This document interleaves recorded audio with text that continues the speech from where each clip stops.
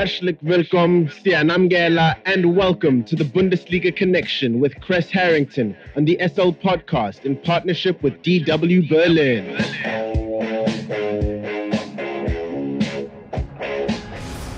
It's time for the latest from Germany's domestic football league, the Bundesliga, and more. For that, we are joined by Kres Harrington from our partner station Deutsche Welle in Berlin, Germany.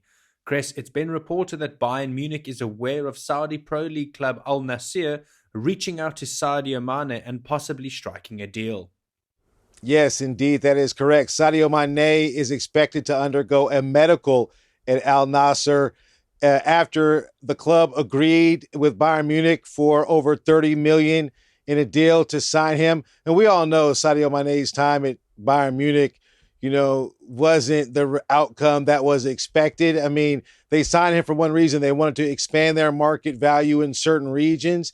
Bayern Munich are a very popular club in different countries, and they wanted to become more popular, in Africa. I did think that was a win-win situation. Obviously, Sadio Mane brought the football pedigree along to be a phenomenal signing, but it just didn't work out that well.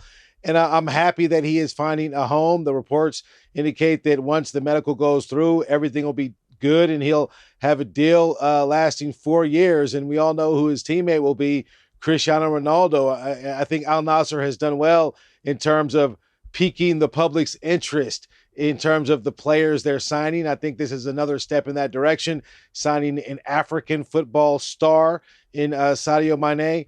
And, I'm happy that the deal is done. It's never a good relationship when things end sour, but that's the way it ended in Munich.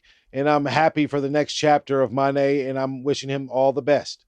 We've been talking about Harry Kane joining Bayern Munich for weeks, Kres, and it looks like it's about to happen.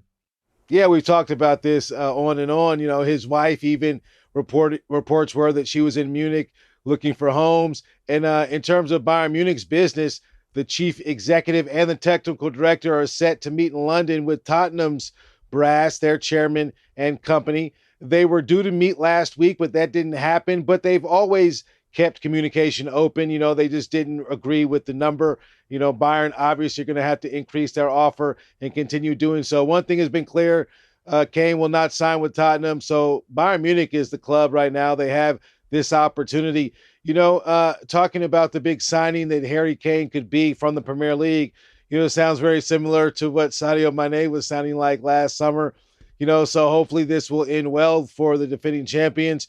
And, I think Bayern are coming with a accept no. They're not going to accept no for an answer, basically. I think that's the business. That's where they're going to do this in person, face to face. And I expect it to be intense. But I think Tottenham want this deal done as well so they can just move on. Even their coach has been saying at press conferences he's tired of talking about Harry Kane. He's often brought up.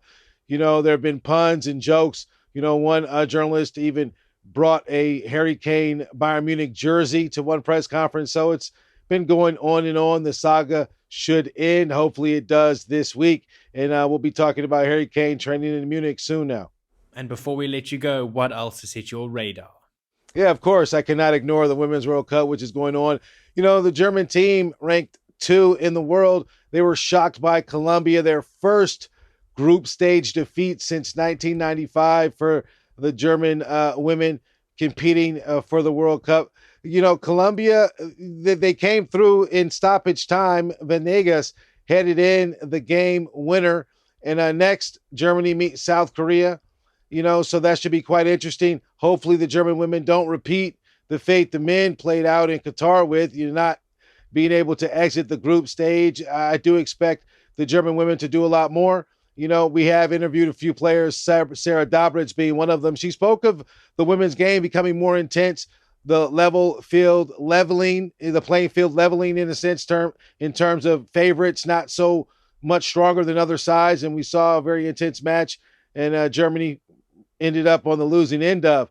That's one bit of news. Another news is we saw the first ever hijabi at a World Cup from Morocco. Morocco defeated South Korea, their first ever World Cup victory for the North African nation, and a bit of diversity as well, just showing the world that even footballers wear hijabs every once in a while. And it's good to see this happen in the World Cup. just to open the eyes that it's bigger than the results that happen on the pitch. Also, some things can happen that just move society forward in that sense. So those 2 tidbits of information is what I have for you, and I'll be right here next week to give you a bit more. Thank you very much for the Bundesliga update, Mr. Kres Harrington from our partner station Deutsche Welle in Berlin, Germany. Have a fantastic day further. Dankeschön und auf Wiedersehen.